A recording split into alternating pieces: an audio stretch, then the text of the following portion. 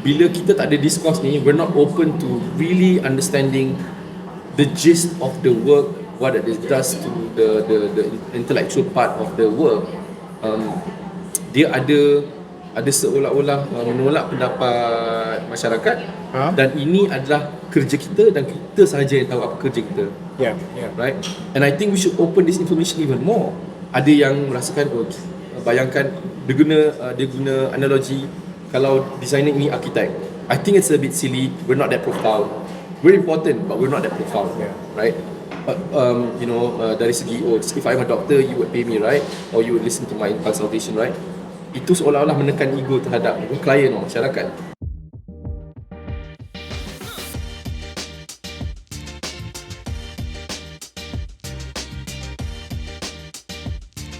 Assalamualaikum, welcome back to episode 2 of Cakar Ayam. Cakar Ayam, what's up? It's still the name, Cakar It's Ayam? still the name. It's all about process, kan? It's all about process. And rough processes. I think episode 2 ni kita ada topik yang menarik.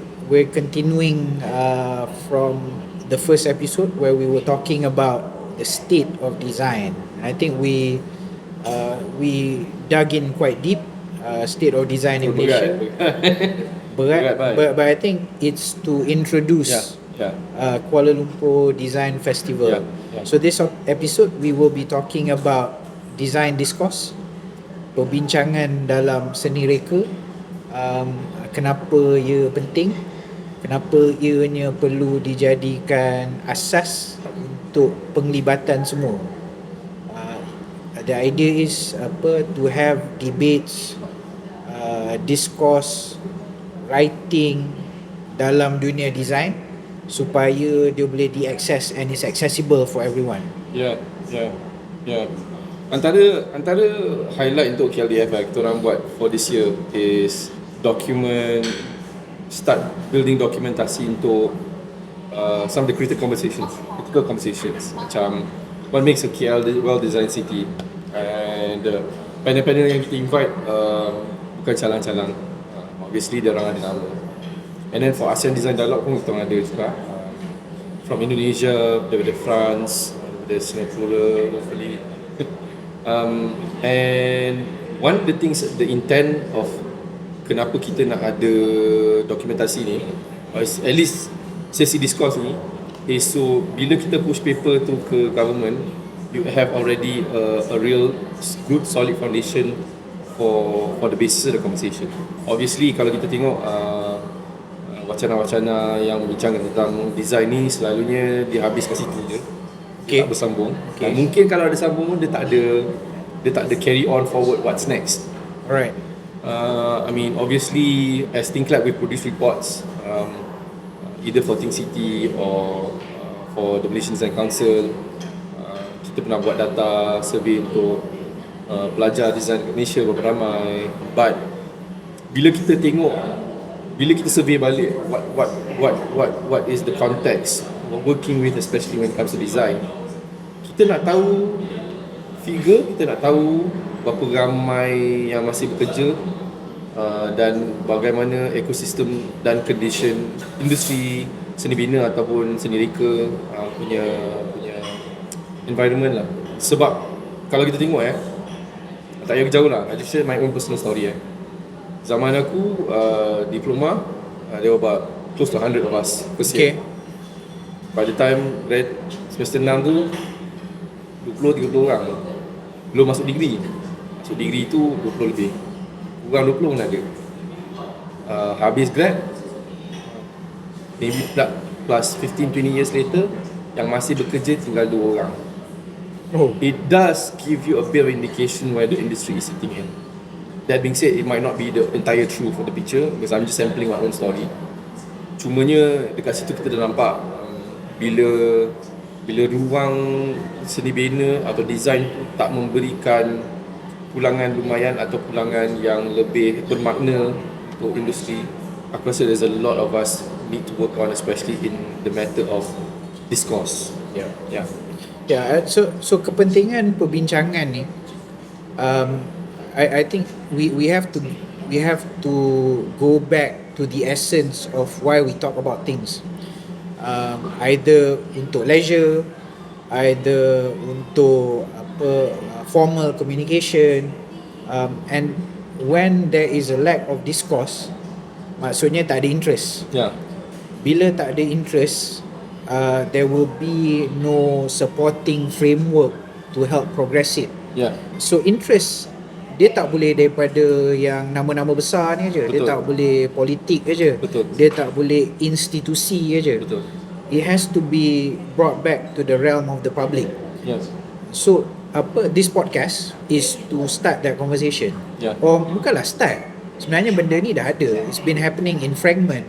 Cuma kita nak bawa balik to the realm yang siapa-siapa je boleh bercakap, they can comment, dia boleh criticize. Critical input is quite important. And without that, how do we take it to a different level? I mean, we have to be critical of not the person, but critical of the work, the subject matter, for us to elevate the conversation. And I think this is where macam kita terlampau polite, kita terlampau sopan, being politically correct, we beat around the bush about the subject. When design is, again, macam we talked about this in the last episode, design is a process, and a part of that process is discourse, perbincangan. And without this open talk, open conversations, how do we dig up the problem? We cannot. Aku suka this one. This is one of the things aku kadang-kadang respect dengan architects lah. And I don't mean just building per se. Town planning lah, I think town planning is the easiest way lah, where kau kena negotiate dengan ramai orang, kau kena negotiate dengan banyak benda, dan at the end of the day, you may not even be an architect fully practicing, but kau jadi mediator, macam coordinator to these things that's happening, right? Kadang-kadang developer kata aku perlukan 600 rumah, dan ini strata dia, dan sekian.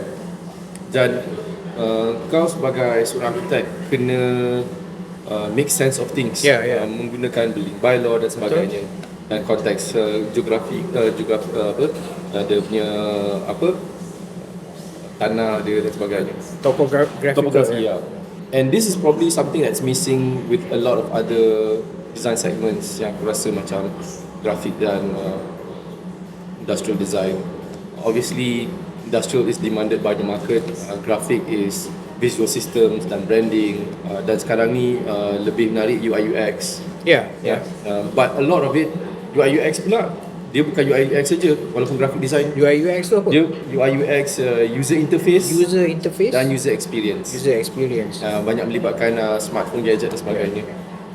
Dia juga memerlukan information architect. Dan information architect memberikan struktur kepada information tersebut, bagaimana dia akan di experience, right? So bila kita cakap pasal discourse ni, kadang-kadang dia bermula dengan mukadimah, dan kita guide through the process apa yang akan menjadikan ia muktamad. Outcome lah. Muktamad tu penyelesaian. Penyelesaian. Tapi mungkin juga kalau kita lihat dari segi Eurocentric punya perbincangan, discourse itu juga satu manifestasi idea yang telah terbentuk. Idea. Contohnya ideologi di antara Norman Foster, Zaha Hadid, the postmodernist against the modernist. Kan? Of course kita bila cakap tentang modernist, it's all about efficiency kan? Dan sekarang efficiency kita cakap tentang tenaga dan sebagainya. Dan dari segi pendapat Zaha Hadid, it's energy.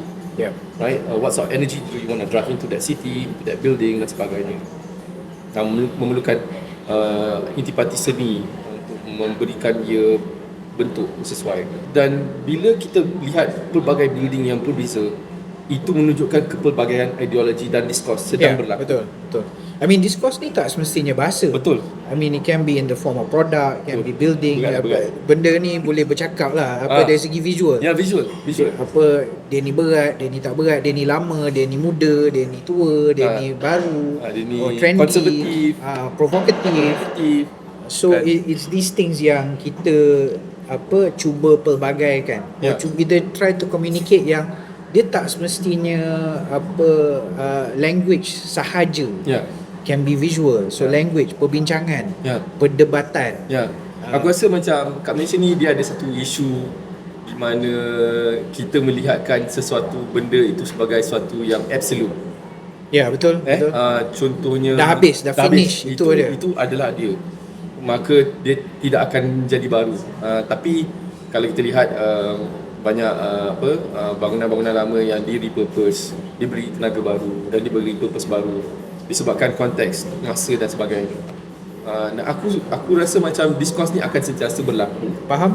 Cumanya adakah ia fiction, adakah dia dimanifestasi dalam reality ataupun hanya di dalam ruang-ruang perbincangan atau di wacana-wacana internet dan sebagainya. Jadi aku rasa benda ni dia akan membenikan suatu bentuk pemikiran yang kita dahagakan, and dalam design ni selalunya that is the ends of the buck stops here in which the conversation begins kan. Yeah. So aku suka bila benda tu bila dah siap, itulah dia. Dan mula perbincangan baru, adakah idea tu akan disambung ataupun akan dimatikan. Be careful what you wish for. Yes. Sebab akan wujud netizen design pula nanti. Why not? Maybe it's a good thing. So that's what I was saying. Be careful what you wish for. I mean, it can be a double-edged sword. And I don't mind the palataus.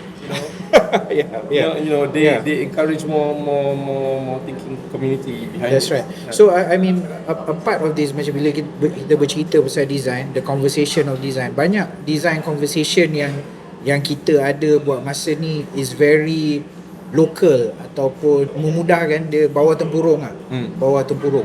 So perbincangan ni has to be at a level yang kita boleh bawa at many different levels, bukan level local aja. It needs to also be global. When we are part of the global conversation, baru kita ukur baju badan sendiri. Baru kita tahu where are we, how do we sit, what values yang kita nak bawa keluar. Is there any value? Are these values transferable? Are they adoptable? Can they be shared? Shared values. So these are things yang macam perbincangan ni, even bercerita pasal building tadi, berbincang tentang perbincangan. Itu sebenarnya dia. Berbincang tentang perbincangan. Conversations yang ada kat luar, people are talking about climate change, net carbon zero.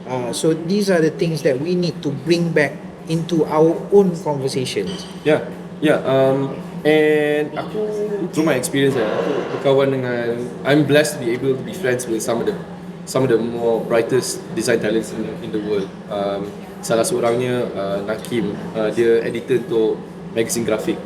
Sekarang mungkin menetap di Berlin, saya rasa. Berlin. Seorang Korean graphic designer. Okay, so ajak before you talk about that, do you find that there's different levels of discourse yang local and compared to global? Sangat banyak, sebab dia jurang terlalu besar tau. Bila kita tengok macam pemenang Venice Biennale lain during Rem Koolhaas ketika beliau curator, I don't remember what year was it. I think 2016, 14, 15, around that year. So mass studies, Cho Min-suk adalah pemenang. Beliau merupakan curator bagi South Korea. Dan perbincangan yang dibawa ke Venice ketika itu adalah apakah akan terjadi di antara gabungan jika South Korea dan North Korea bergabung. Terdapat banyak conceptualization, terdapat banyak ide-ide baru, artikel dan sebagainya yang dilontarkan pada pavilion South Korea tersebut yang dikurasikan oleh Cho Min-suk, dan visual grafik direka oleh pasangan terkenal Suki dan Min, buat BMW berkenaan projek.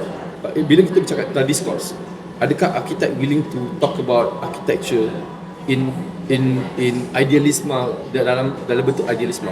Kerana apa yang ia boleh membuat ialah mencambahkan idea bagi orang untuk mengikori idea tersebut, dan mungkin boleh expand that idea even more. Mungkin ada sedikit aneh yang berlaku dalam projek tersebut setelah menang Venice Biennale, menjadi topik perbualan satu Korea, lagi-lagi dalam dunia seni bina dan sebagainya.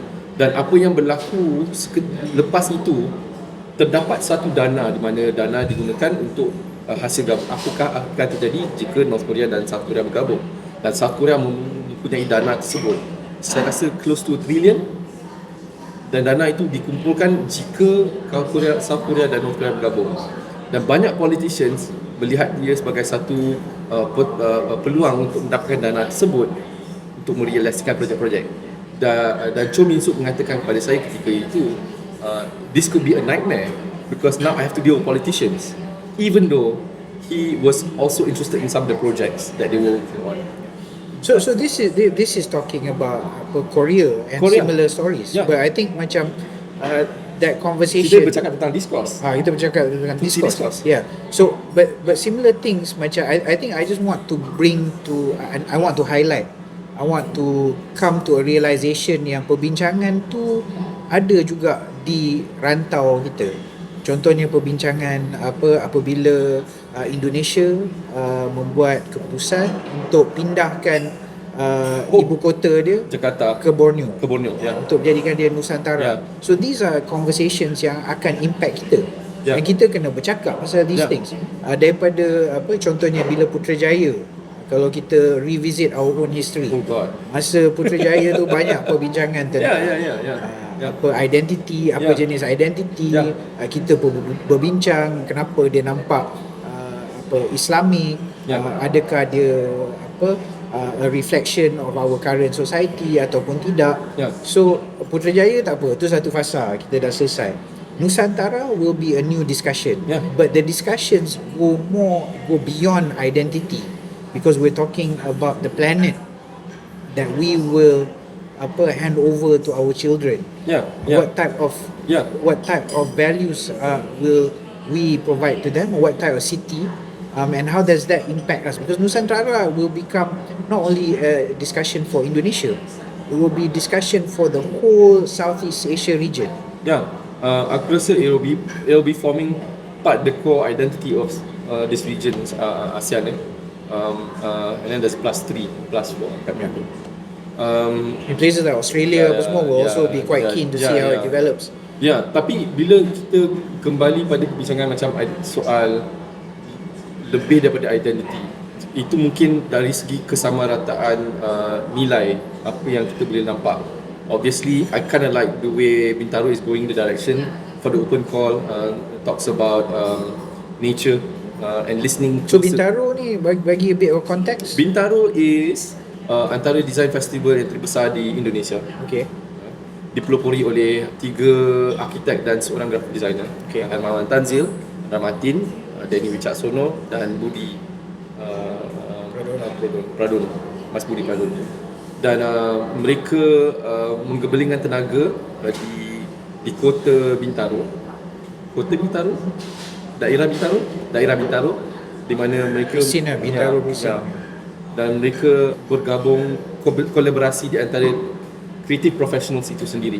Jadi kita dapat lihat gabungan di antara graphic design dan arkitek, produk dengan grafik, arkitek dengan produk dan sebagainya. Kolaborasi yang saya rasa sangat sihat. Kalau di Malaysia ni kita mungkin ada sedikit polemic bubble in our industry. Silos. We have our silos, which is one reasons why bagi aku KLDF is very important. Right? We want to encourage that cross collaboration. Right?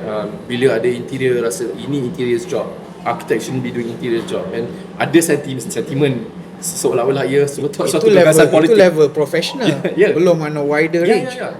Seperti contestation of politics. Padahal sebenarnya it's supposed to be ideas. That's right. Right? Dan mungkin bila kita tak ada discourse ni, we're not open to really understanding the gist of the work, what it does to the intellectual part of the work. Dia ada seolah-olah menolak pendapat masyarakat, dan ini adalah kerja kita dan kita sahaja yang tahu apa kerja kita. Right? And I think we should open this information even more. Ada yang merasakan, bayangkan dia guna analogi, kalau designer ini arkitek, I think it's a bit silly. We're not that profound. We're important, but we're not that profound. Right? But dari segi, if I'm a doctor, you would pay me, right? Or you would listen to my consultation, right? Itu seolah-olah menekan ego terhadap klien atau masyarakat. And I think we should have a bit more humbler approach, knowing your craft, knowing your profession, and be honest about the entire process. I think people are more open to actually listen to what you are able to offer to the world. This brings me back to the conversation that we just had. I think the role of designers tu pun dah berubah. Yeah. The roles of designers are about becoming facilitator to that process. Yeah. In the previous episode, we talked about design as a process to achieve an outcome. So maksudnya we need to be more, bukan coming up with an absolute solution and then bagi orang telan aja. It's no longer about that, but it's about facilitating the process so it provides an outcome that is inclusive, that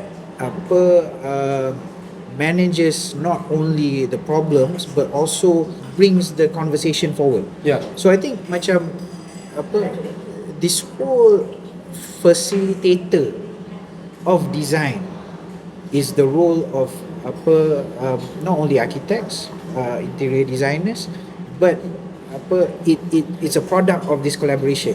So without that collaboration and without the discourse, we're not going to go anywhere. Betul. We're not going to go anywhere. Betul. So macam what do you think? What do you think needs to happen? What do you think needs to happen more? And I think keterbukaan tu dari segi industri masing-masing.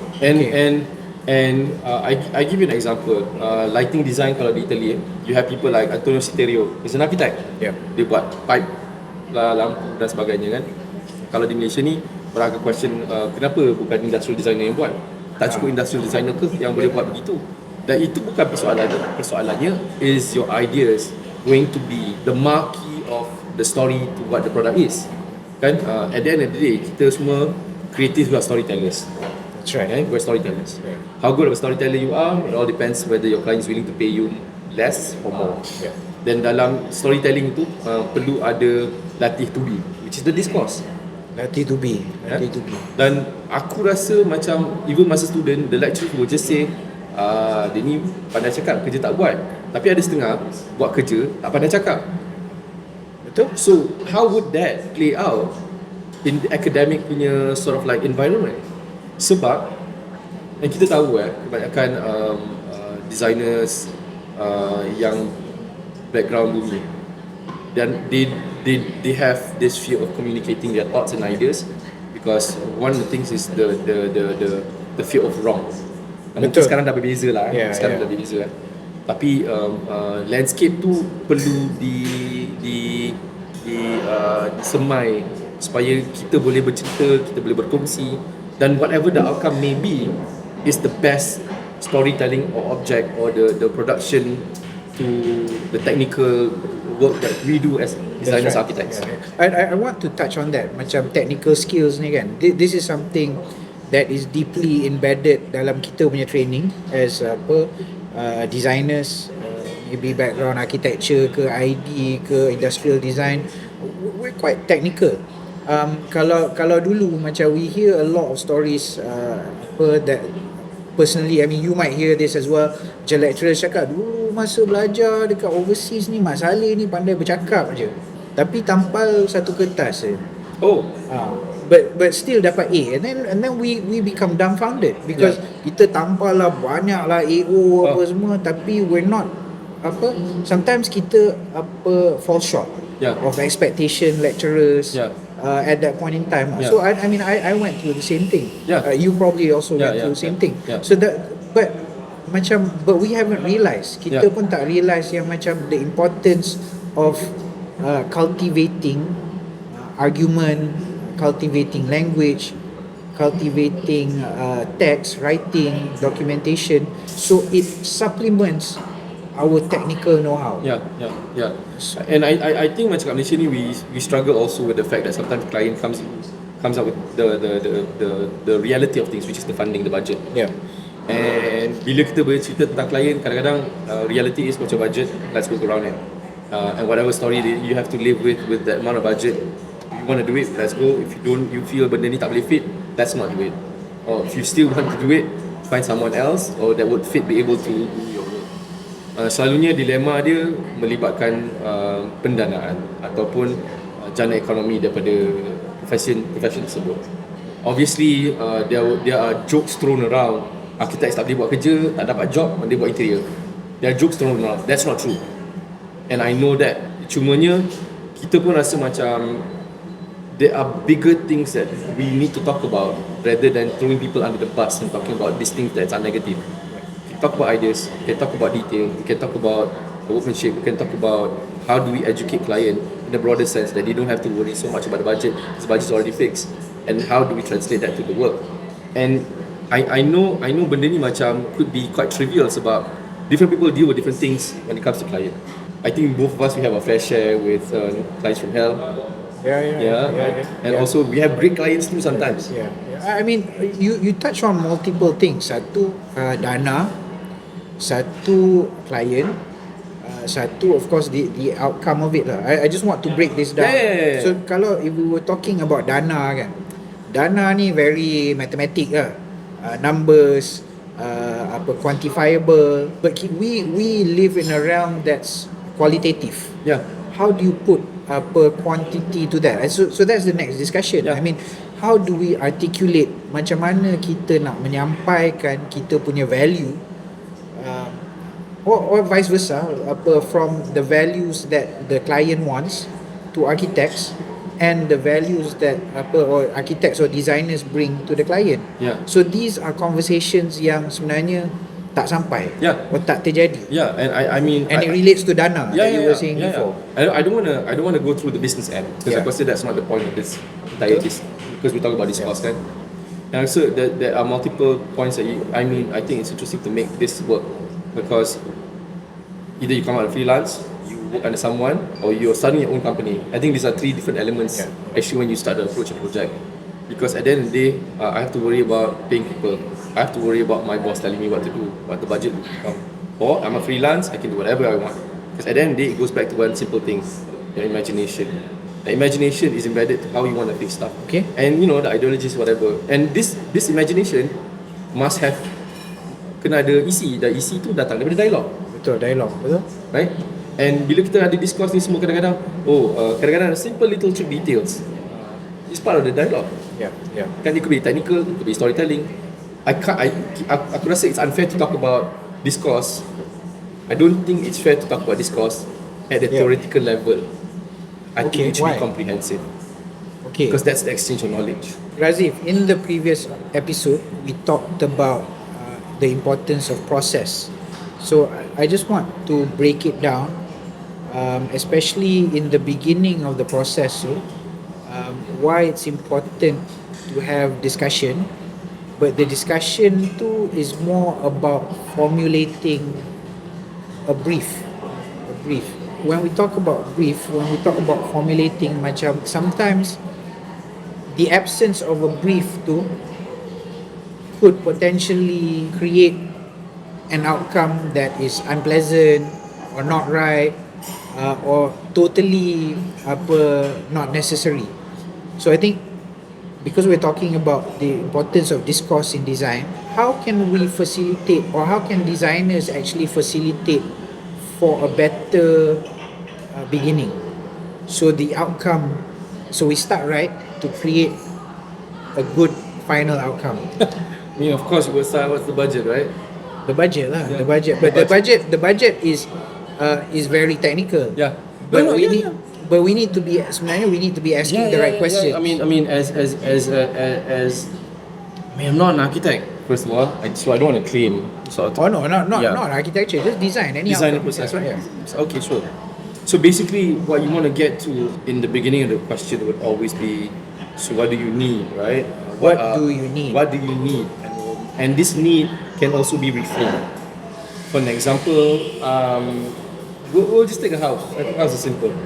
So I need 3 bedrooms, 1 master bedroom, 2 bedrooms for my kids, 1 living room, 1 kitchen, and storeroom, whatever, right?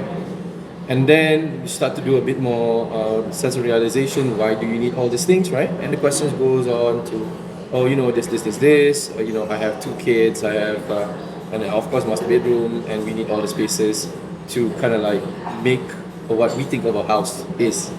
Right? And then you start to do a bit more investigation. You start to realize, actually anak dia dah 18 tahun, they don't need a room. Dia nak belajar kat luar, mungkin dia tak ada, and that's a space that we need.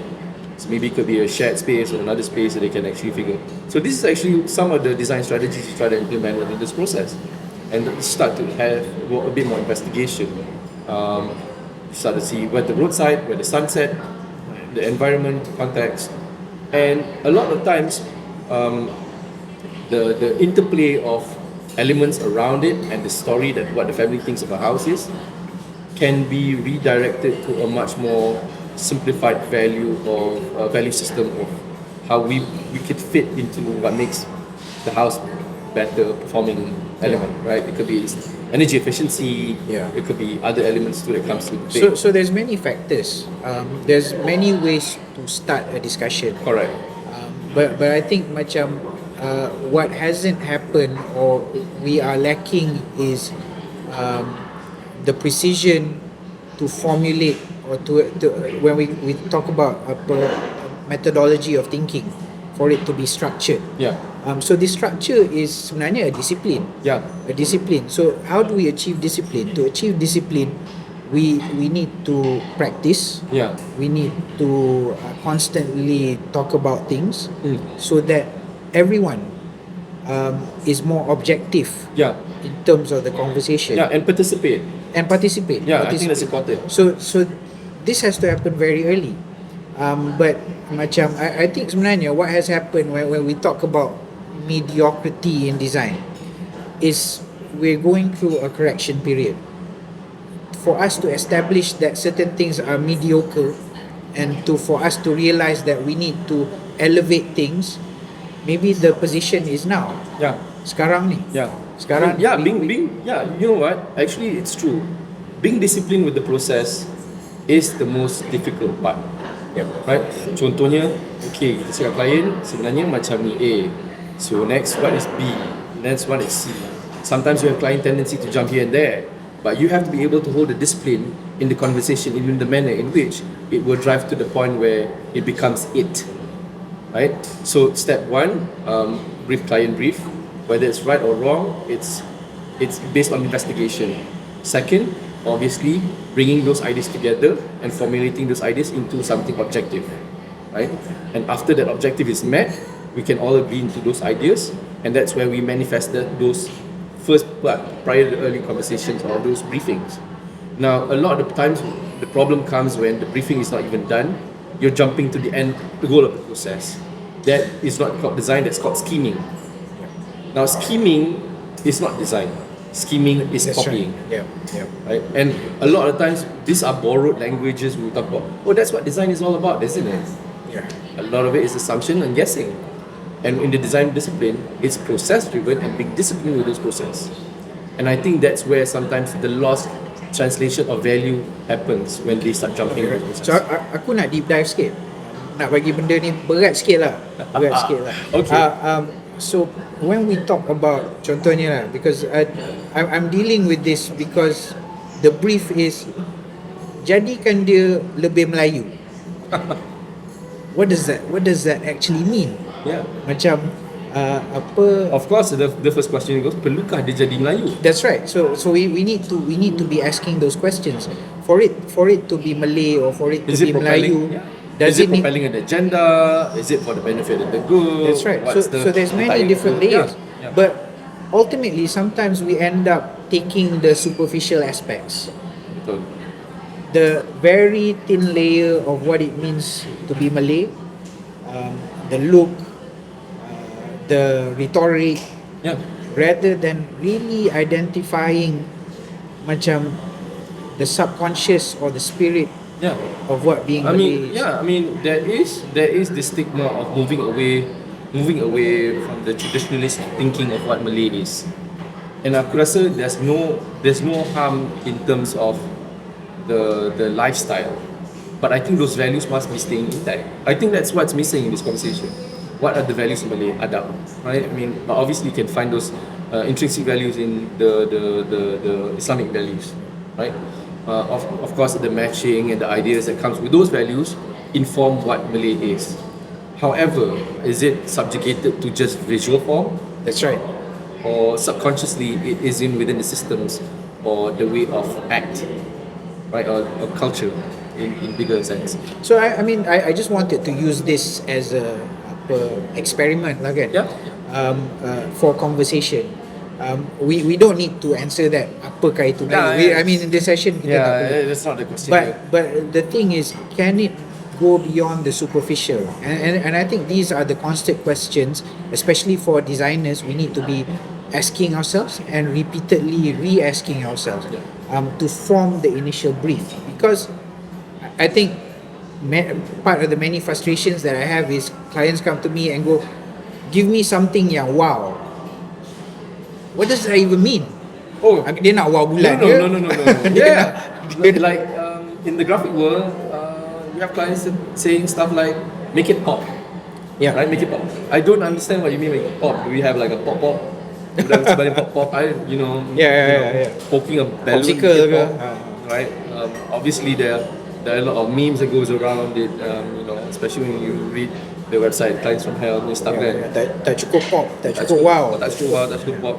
I mean this competition of loudest kan. Yeah. Aku rasa it slightly demeans the human intellect punya sort of value. That's right. Yeah, That's so I don't know, maybe it's a strategy on its own.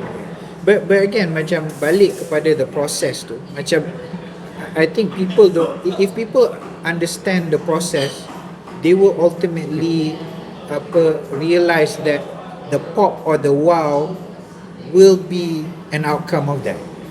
Masalahnya bila dia nak terus nampak the pop dekat depan tu. Yeah, skimming. Skimming lah. Yeah. So I think macam I just want to make it a part of the conversation. There's a real that there can be a realization that if you manage to articulate in a discourse at the very beginning that you can achieve the wow factor or the pop factor, but through very disciplined approach of the process. Yeah.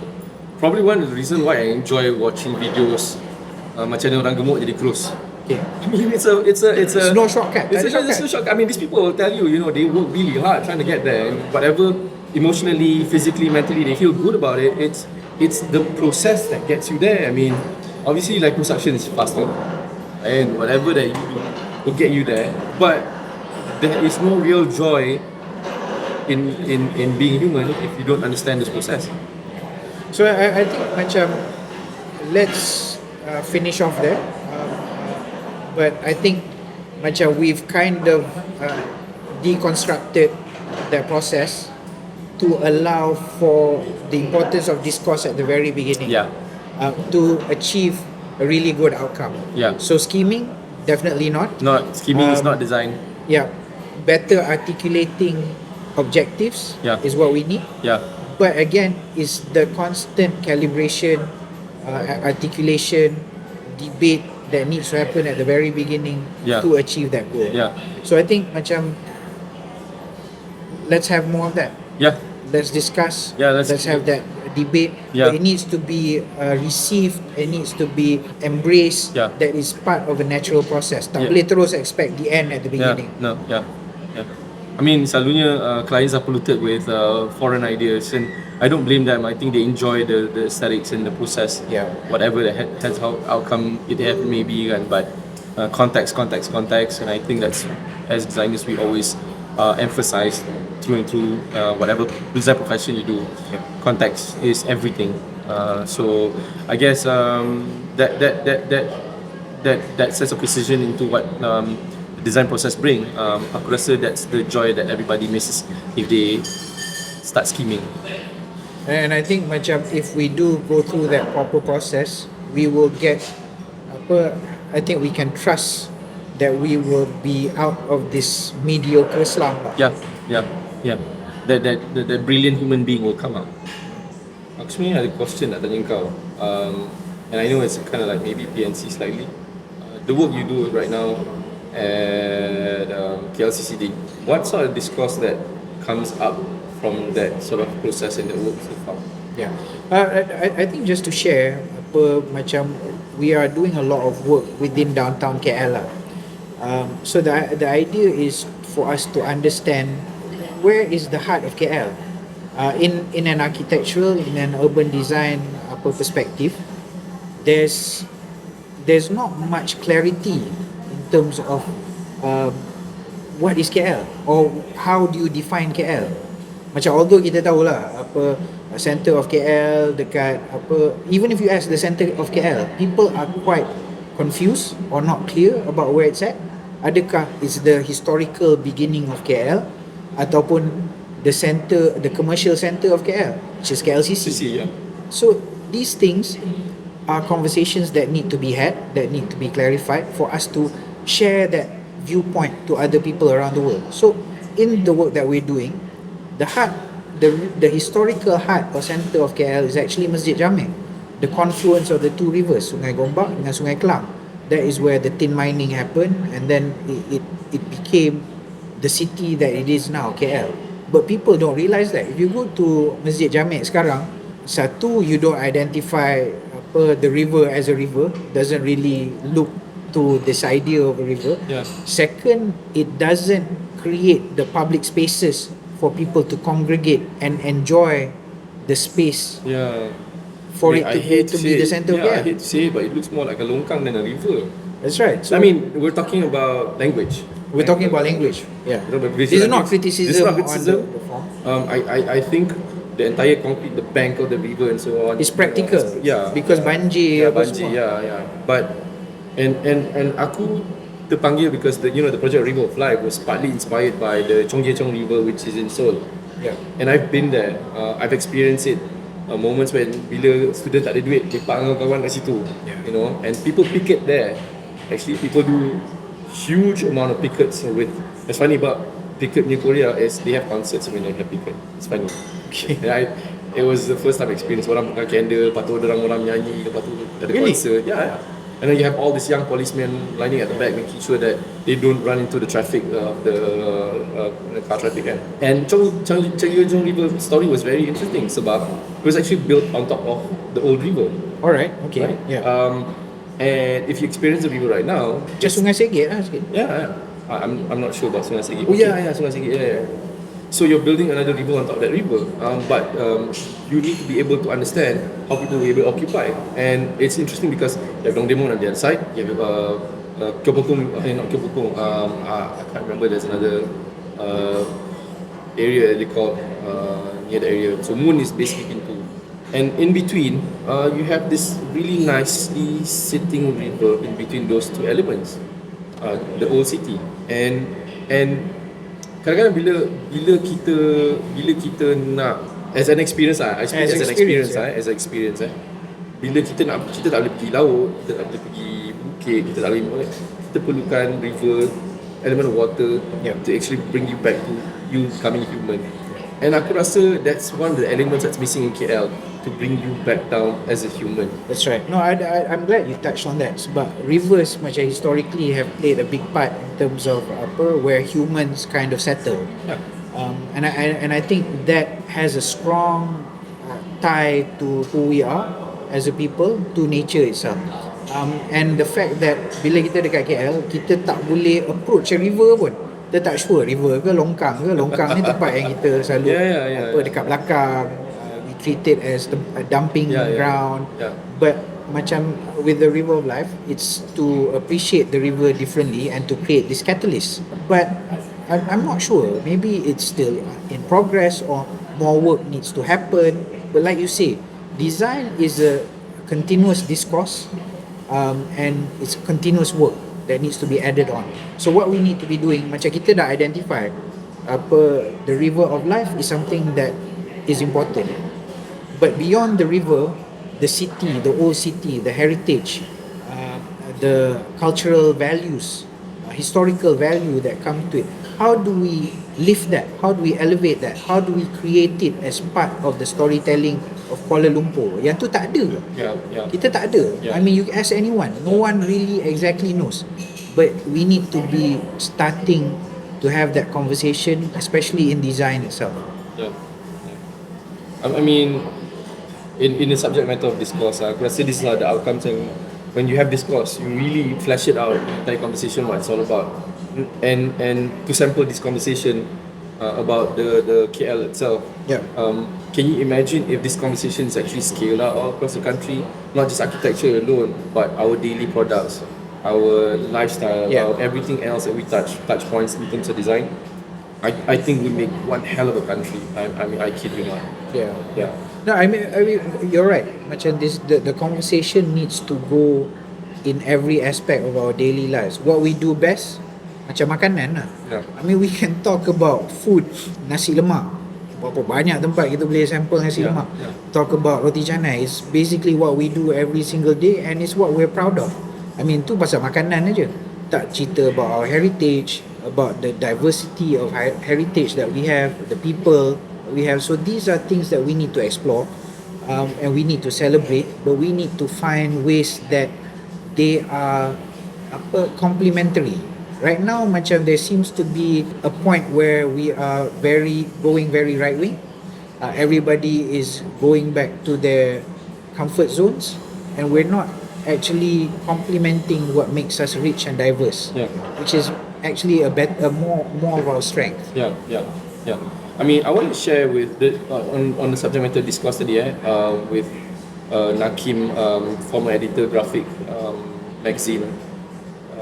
And one of the works that she's done as graphic designer, she puts herself as an artist curator work. And one of the works she did with, I think it was Dusan Gallery in Seoul. I was there on the second, third day of the exhibition because I just came from KL. And when I was at the exhibition, I told her, hey, I'd love to get some of the boxes. And it was really interesting because when you talk about graphic design, and she as an art curator, kind of like artist, talks about how information is formed through advertising. Okay. Like how does that plan, so forth. And she created patterns around those ideas. And if you look into those patterns, it's actually how you would observe how advertisement would put primary information, secondary information, tertiary information, and all the structures comes out as an art form. And it was very powerful and moving in the sense that even though it's a graphic designer who's doing artwork in telling the story of how the world, the advertising actually works in terms of advertising billboard, in graphic format, whatever. Once you step out the entire gallery, you start realize those patterns comes out. Yeah. And that reality becomes you, and you consume a new sense of social construct which you could connect to. And me, I'm not a Korean, right? I'm a Malaysian who travels to Korea to do some programs or whatever. And I started to realize how powerful visual communication as a graphic designer works and operates. It's almost brainwashing you visually. Okay. And that was what lended to me, and after experiencing that work. And that's where I started to realize, wow, our graphic design scene in Malaysia is so way behind. Yeah, it's good. I want to pick your brains on this because of what happened recently, the elections. Yeah. If design is used in a positive manner, it can create outcomes that boleh membantu. I mean, it adds to this positive environment. But if design is used uninformed, so contohnya in kalau kita tengok all the flags, political flags sekarang ni, merah jadi biru, biru jadi merah, text confusing signals. Confusing signals. So semantics. this is where design wasn't utilized. That's what I feel. That's what I feel. So the fact that macam the strategy is still old school. It's old school. But the thing is macam if it was used in a way that designers were incorporated not only to create the logo, but there was more of a strategic direction of macam simple messaging. Simple messaging. Could that have provided a better or macam it affected the turnout of voters? If design was incorporated, it created an environment where people felt that compelled to come and vote. Would that have created a different outcome? Yeah, definitely. I mean, if you really look into strategies of election for the past the birth of a cow since the beginning of things, kan, aku cuma rasa macam the strategies always been repeated. Like you're printing flags, you're printing all these things. To be honest, it's very unsustainable. Yeah, and then you have to keep that's right. It's unsustainable. And you live in such a conscious age where why are you printing more flags? You're visually messing up our line of sight, traffic, and everything else that comes with it. And obviously, you're not helping the cause. And wouldn't it be great? Say we're not printing anything. That would be a great stand. Wow. that would be a powerful stand. That would just take a different route, a direction of what election looks like. Exactly. Right? Yeah. And focus those money, right, to putting back to the public. Wow. I mean, to me, imagine that is your messaging. We're not printing anything. We're not saying anything. You vote for the right people that you feel is right. Yeah. But I think you're absolutely right in that sense. Yeah, macam the way that design is used in this contemporary day and age can be different.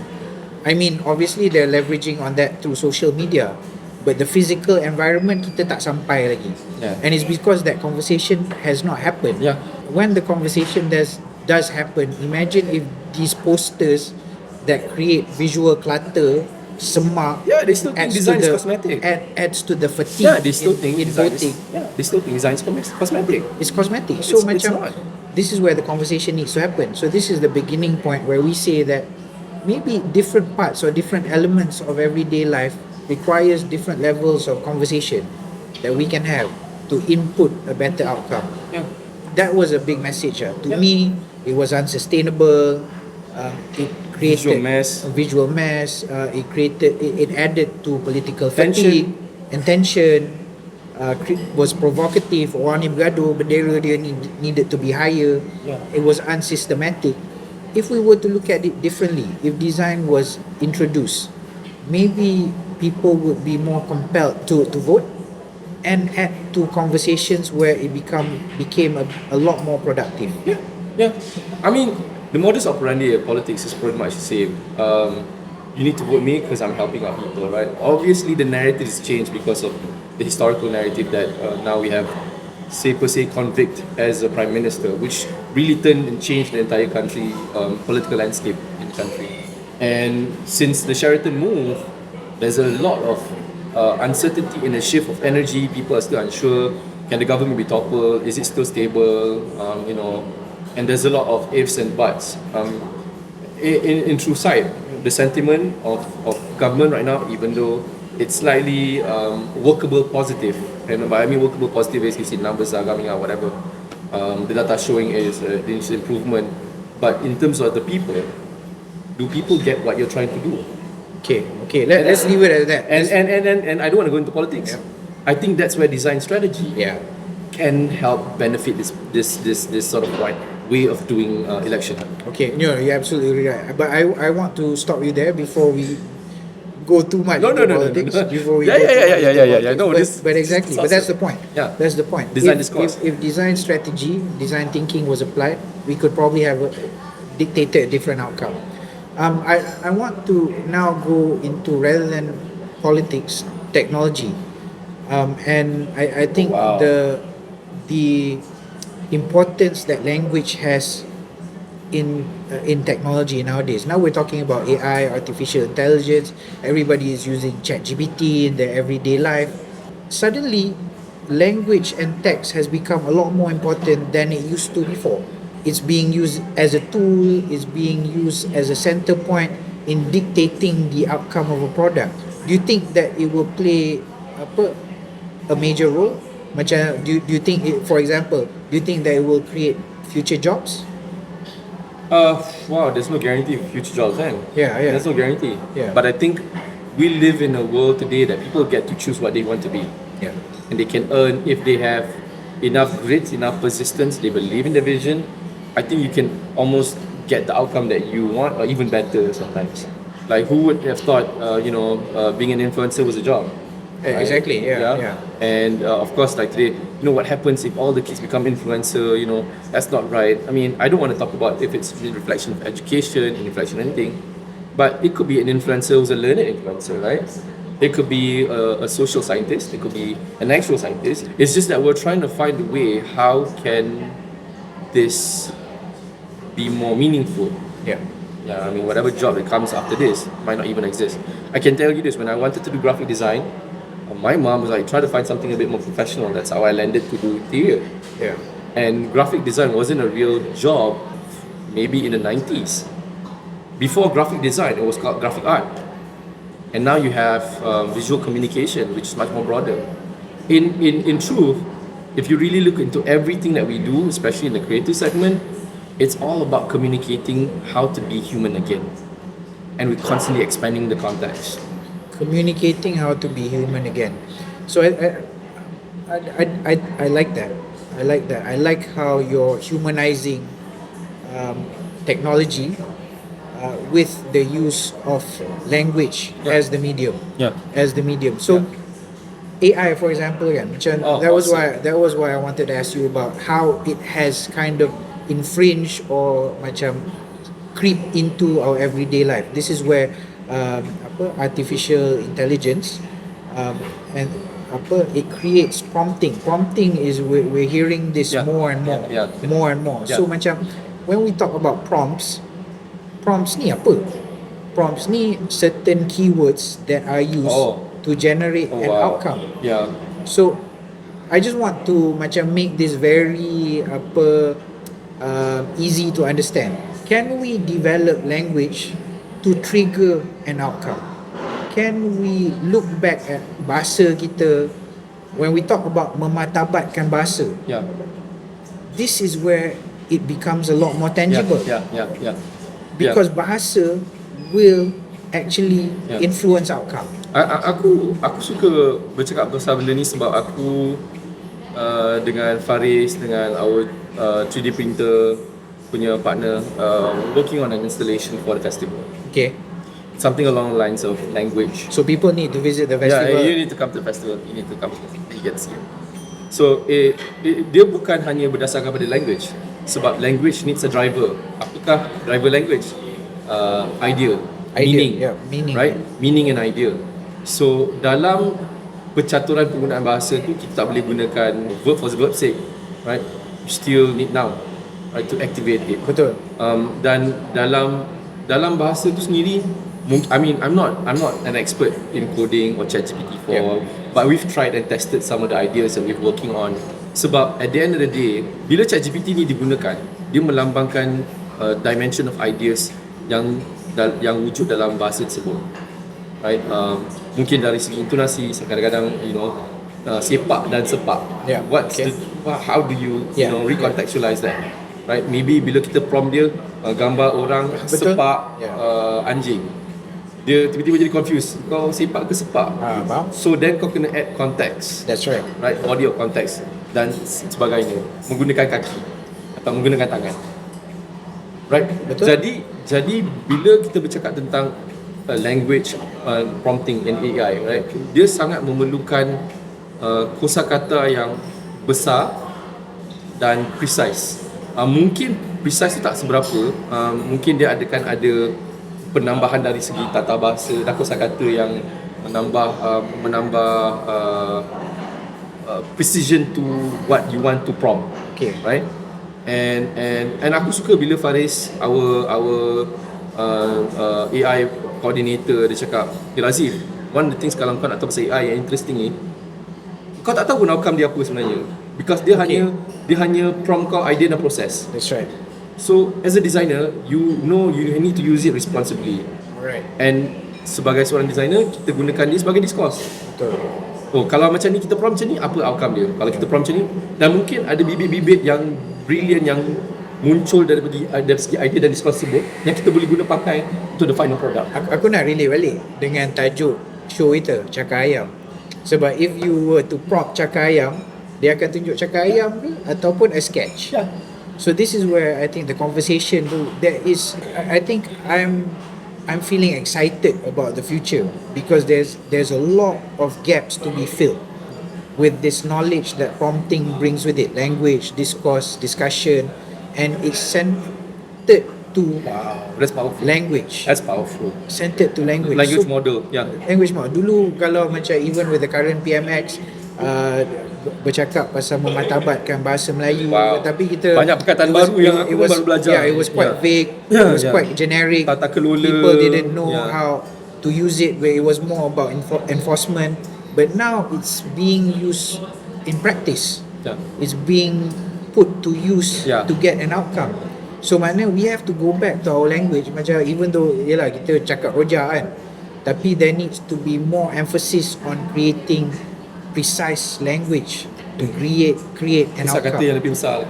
So I think this is where macam to me we're at the fringes or at the beginning of seeing yang macam the potential of language. Yeah, I mean, at the end of the day, it all depends what sort of ideology or design approach you want to use. Aku berbalik pada, are you a model maker? Are you a prompter? Are you a sketcher? Or are you a reader? Kan? There are so many angles to come to design approach or design strategy. Sebab that's where you hone your craft to express that matter or material. Obviously, AI memberikan lebih ruang untuk orang biasa untuk memahami design lebih dekat. Yeah. And aku suka that idea sebenarnya. Aku tak rasa dia akan destroy designers work. Aku rasa dia akan memaksa kita lebih. Doesn't destroy designers work. Yeah, it doesn't. This is your position. Yeah. Because this leads to design authorship. Yeah, it does. Yeah. So how do you think it doesn't macam for designers? They a lot. I know a lot of artists, for example, dia dah takut nak letak kerja dia kat situ because they're afraid that people will take it and call it their own. Yeah. I mean, itu okay, argument tu sebenarnya bagi aku tak relevan sebab when you're an artist, you need to be bold and committed to your work, and your work is your life, and your body of work is your actual life in presentation. But if you keep it and it's not out there, then nobody knows about it. And part of the process is churning out work. And kadang-kadang bila kita tengok macam Picasso, some of the sketches up to 5,000 euros, 25,000 euros, and significant work to where the blue period is like, you know, some of the sketches are much more expensive because it's significant to a certain period where Picasso's doing work. You have no idea the amount of work Picasso actually churned out. Yeah. Because he embodies art. That's right. And aku rasa artis yang takut keluar kerja ni, takut kena tiru, takut is it an excuse? Is an excuse. Are you committed to the work? Dan macam kita designer, are you committed to your work? Yeah. Right? And aku tak nak menyalahkan, mungkin there are trauma, psychological fears that, or an overthinking process that happens, that kind of like macam berjangkit, kan? Oh, kena jaga-jaga ni, bahaya ni, you know. And bagi aku macam, you're an artist, you're free. What are you afraid of?